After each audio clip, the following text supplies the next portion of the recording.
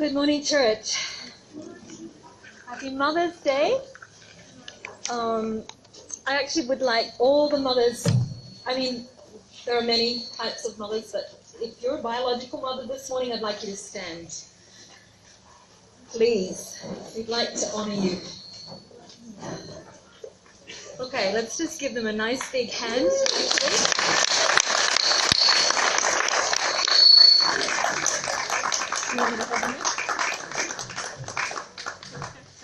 We just thank you for all your hard work that you do throughout the year, and you're amazing. Thank you. My sermon today is called Mothers Who Inspire, and in USA, Canada, most European countries, Australia, New Zealand, India, China, Japan, and the Philippines and South Korea, it is Mother's Day. In England, it's not. They have a Mothering Sunday another day. I always get confused, and I don't expect anything from my UK daughter today. So I have a little cartoon here, and it says, "Mom, we've hired a few people to fill in for you so you can relax on Mother's Day."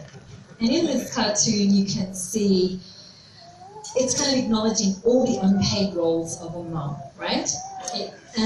You can see there in this picture that there's a cleaner or a maid, a taxi driver, a chef, a priest, a nurse, a clown, a teacher, and a magician.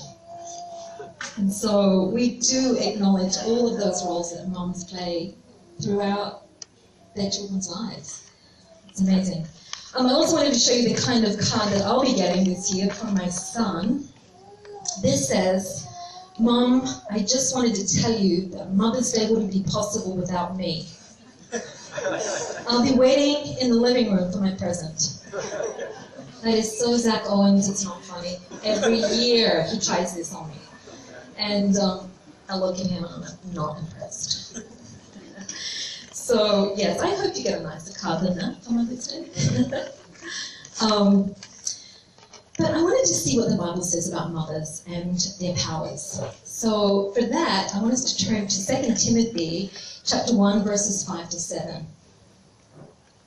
And it says here, and this is Paul writing to Timothy, "I often think of that genuine faith of yours, a faith that first appeared in your grandmother Lois, then in Eunice, your mother, and now I'm convinced is in you as well.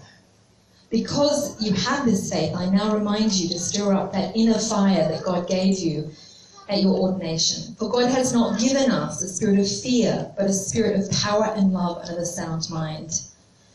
And so this verse talks about two responsibilities, and it's saying that mothers actually have this ability to pass on genuine faith. Genuine faith that overcomes fear. Imagine that. It's a pretty big power to have. Of course, Timothy has to stir it up within him as well, so that's his responsibility. But we as mums, we have this amazing ability to pass on faith. And it's faith that overcomes timidity. Faith that gives our kids a sound mind. So I think that's a pretty awesome honor for us. So I'd also like to look at some inspirational mothers through the Bible and through history. And I just want to be sure that there are no kids here, because I'm about to show a very small clip, maybe you want to close their eyes, of from the Passion of the Christ, of a scene where we look at Mary and her role with Jesus. And so I just want to make sure that if you've got kids here, maybe you want to cover their eyes for this section, because it's pretty heart-wrenching, and I think it's probably not something you want your kids seeing. They could be traumatized rather than inspired. I want them to be inspired today. The reason I'm looking at these women and their qualities, I want them to inspire us, but I also want them to challenge us. And at the end of the day, these qualities are actually qualities that we see in God, right? We see this in Jesus. And so let's have a look at, this is Mary, the mother of Jesus. So if we could run a clip.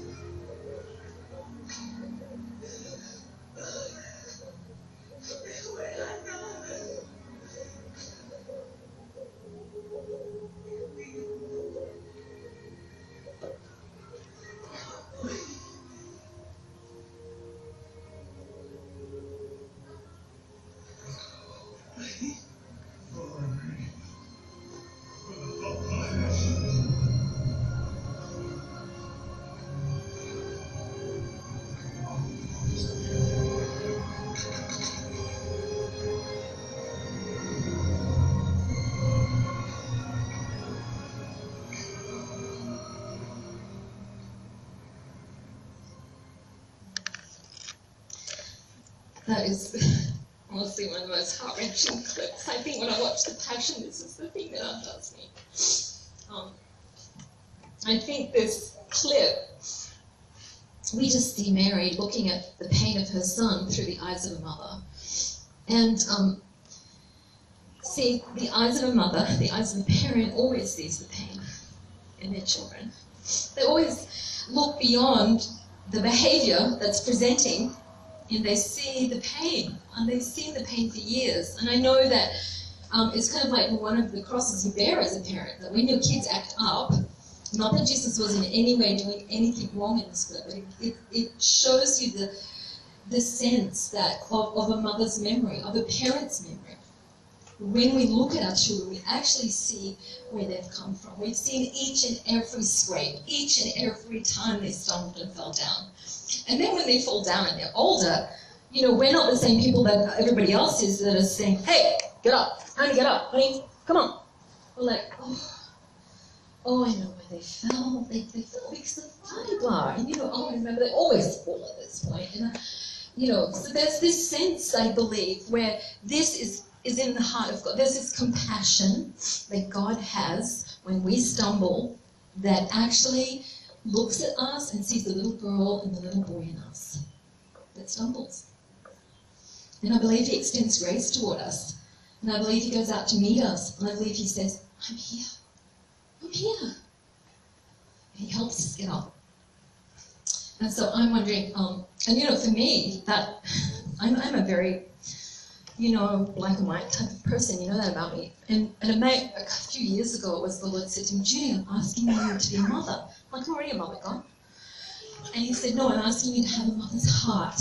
And I'm asking you to do is when you look at people and you see them stumble, I'd like you to see them as the little person they were. The little one that's had a tough journey. I'd like you to have eyes of compassion. I'd like you to be the person that steps forward and says, oh, God, let me help you out. I'm here. You know, that's a shift for me. Maybe God's asking you to do that today. I don't know. Maybe you already do it really well. Maybe you're way ahead of me. Good for you. It's a God quality, and it's lovely. If you can see the vulnerability behind people's brokenness, if you can see the hurt behind the anger, whatever's presenting, you have the heart of God. It's a lovely thing. The next person I'd like to look at is called Monica. She is the mother of St. Augustine. And I don't know if any of you guys know St. Augustine. The scholars out there will, but the rest of you who are like me. Basically, he's famous for this quote which says, you've made us for yourself, and our hearts are restless until they find their rest in you.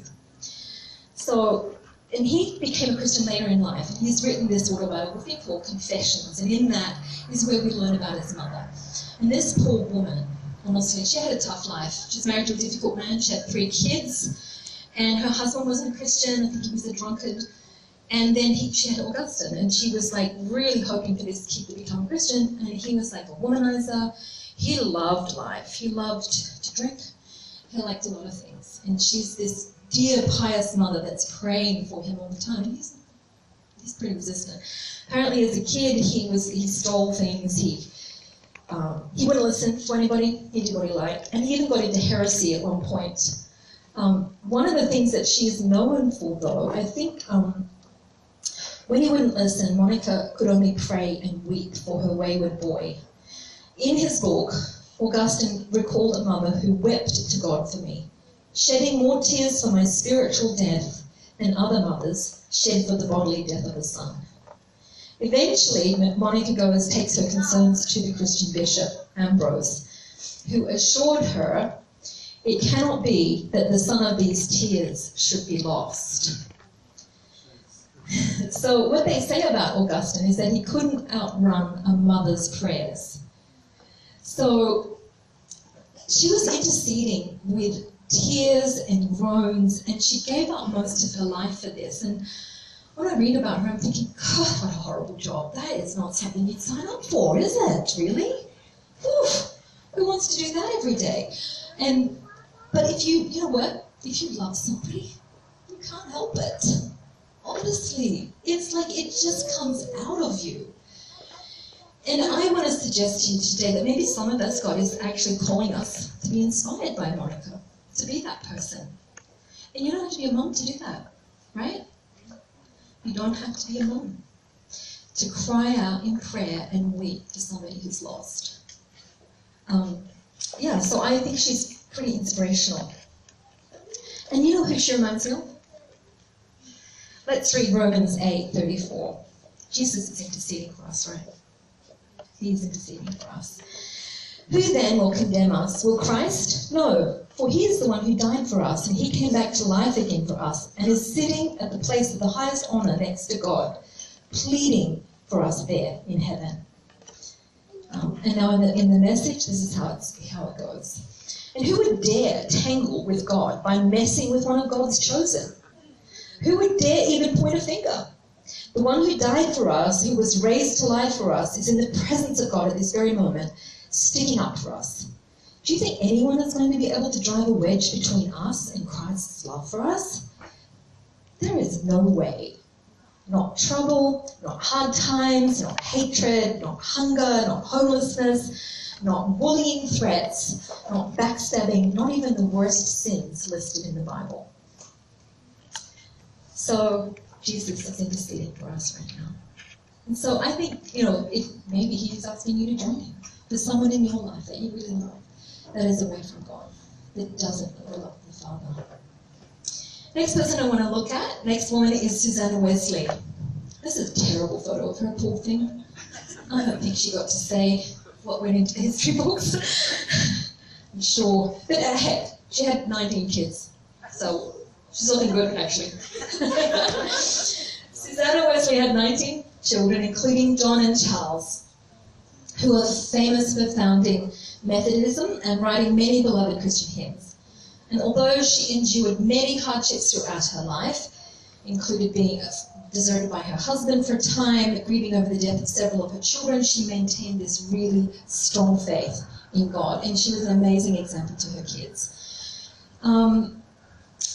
What she's famous for, though, is what is called her apron prayer. So this woman, obviously 19 children, very, very, very busy. But in the kitchen, when she decided it was time to have time with Jesus, what she did was she just threw her apron over her head. And that was a signal, I'm spending time with Jesus. Leave me alone. So I just think she's an amazing example of someone who's ultra busy and yet found time to have this interaction, intimacy with Jesus. Her apron. Her apron is such a small, everyday thing of service, of faithfulness in her role, and yet she used that right where she was to say, put me first, God. So I think she's pretty amazing. She impacted the lives of two of her children, especially John and Charles, so that they are responsible for many thousands of people coming to Christ in revival meetings. She teaches us that despite our limitations of our circumstances, we can love God, we can serve God, we can make time for God, and we can impact His kingdom. So, hats off to Susanna Wesley. The next person I'd like to look at is somebody who is alive today. Her name is Dr. Dana Suskind. She is the co-founder of the pediatric cochlear implant program at the University of Chicago.